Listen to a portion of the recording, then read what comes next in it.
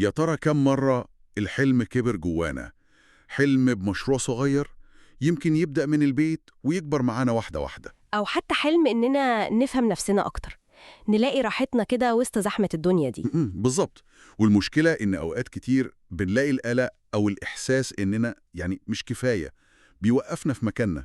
دي حقيقة بتقابل ناس كتير قوي، بس المصور اللي هنتكلم عنها النهاردة بتقدم رؤية مختلفة شوية. مختلفة إزاي؟ بتورينا إن القوة الحقيقية دي بتبدأ من جوه، وإن في خطوات عملية جدا، خطوات محددة ممكن ناخدها عشان نحقق الأحلام دي. سواء بقى كانت مشروع أو حتى سلام داخلي بندور عليه. تماماً. طب خلينا نبدأ النهاردة رحلتنا دي ونشوف إزاي ممكن نحول الأفكار دي لواقع ملموس وإزاي نفهم نفسنا أعمق ونكسر دوائر القلق دي اللي ممكن تكون معطلانا.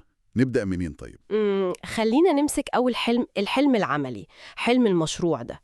كتاب خطوة بخطوة بيقدم لنا نماذج واقعية قوي، زي مثلا قصة ياسمين. ياسمين دي اللي بدأت كروشير. أيوة، بدأت مشروع كروشيه بسيط جدا من البيت، بإمكانيات كانت محدودة خالص في الأول. الفكرة الأساسية في الكتاب ده هي تبسيط البدايات. مش لازم الموضوع يبقى ضخم ومعقد علشان نعرف نبدأ. لا خالص، الأهم هو الشغف، نلاقي شغفنا فين ونبدأ بأبسط حاجة. طيب والكتاب بيقترح طريقة عملية خطوة نعملها عشان نلاقي الشغف ده أو نحدد أول خطوة. بالظبط كده، هو بيشجع قوي على استكشاف الاهتمامات الشخصية دي. ممكن نبدأ بحاجة بسيطة جدا. زي إيه مثلا؟ نجيب ورقة وقلم ونكتب قائمة كده ب3 حاجات بنحب نعملها، حاجات بنلاقي نفسنا فيها بجد. تمام. وبعدين نفكر شوية، هل في أي حاجة من دول ممكن تتحول لمشروع صغير؟ حتى لو كان بسيط قوي في الأول، الأهم هو نحول الشغف ده لخطوة فعلية مهما كانت صغيرة. أيوة، ده بيكسر حاجز الخوف من البداية ده. جميل جدا. بس كتير قوي بنلاقي إنه حتى لو الفكرة موجودة والخطوات واضحة، في صوت جوانا كده بيقول أنا مش قدها. بالظبط، أو أنا مش كفاية. وهنا بقى يجي دور الكتاب التاني، صح؟ أنا كفاية. مظبوط.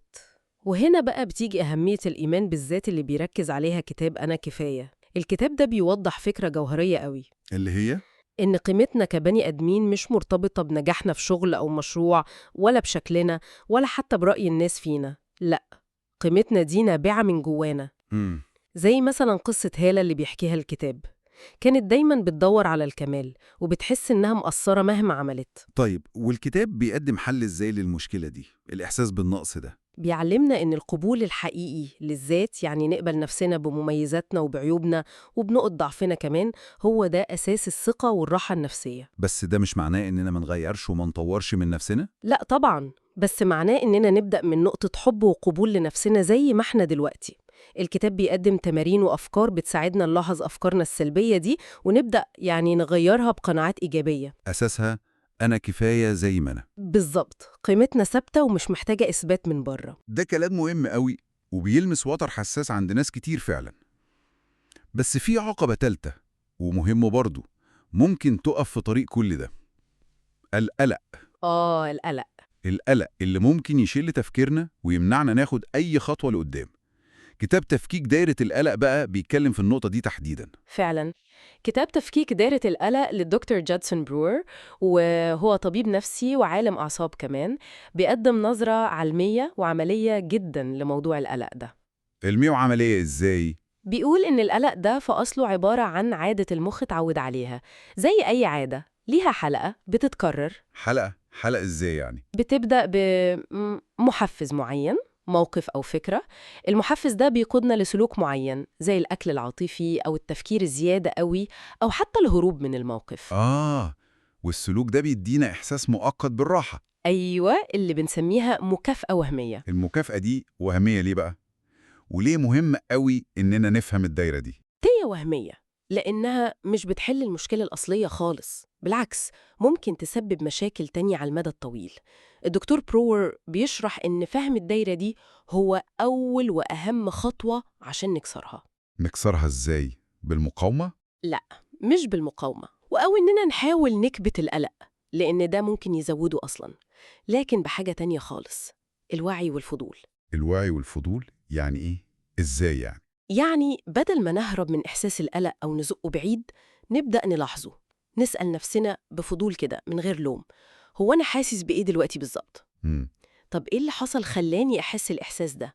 إيه الدافع اللي بيخليني عايز أعمل السلوك ده؟ الأكل مثلا أو التفكير الزايد؟ يعني نفهم نفسنا أكتر وقت القلق. بالظبط. والكتاب بيقدم أدوات عملية تساعد على كده، زي اليقظة الذهنية. اللي هي المايند فورس. أيوة، ببساطة إننا نلاحظ أفكارنا ومشاعرنا وجسمنا في اللحظة الحالية بس من غير ما نصدر أحكام. وكمان أداة تانية مهمة هي التعاطف مع الذات. نتعامل مع نفسنا بلطف يعني وقت القلق. تماماً، نتعامل مع نفسنا بلطف وتفهم. الأدوات دي بتساعد المخ يلاقي مكافأة تانية حقيقية وصحية أكتر من المكافأة الوهمية بتاعة القلق، فبالتدريج قوة دايرة القلق دي بتبدأ تضعف. الله. يعني الفكرة مش في محاربة القلق نفسه، لكن في فهمه والتعامل معاه بوعي وفضول. ده منظور مختلف ومطمن شوية الصراحة. جداً. يبقى كده لو جمعنا الأفكار دي كلها مع بعض، رحلة تحقيق الذات دي سواء كانت بمشروع بنحلم بيه أو بسلام داخلي بندور عليه، محتاجة الثلاث عناصر دول. اللي هما؟ محتاجة خطة عملية وخطوات واضحة زي ما بيقول كتاب خطوة بخطوة، وإيمان حقيقي بالذات وقيمتها زي ما بيشرح أنا كفاية، وقدرة على فهم القلق والتعامل معاه بوعي زي ما بيقدم تفكيك دايرة القلق. بالظبط كده.